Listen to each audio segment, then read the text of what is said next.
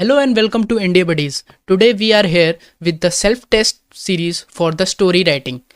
Okay, in this you will be shown a picture for 30 seconds from which you will perceive some details, and then in the given time 4 minutes you have to write the story. The instruction for the test are: write the story around the picture, do not describe the picture, and the word limit is 100 to 120 words. So get ready and all the best for the exam.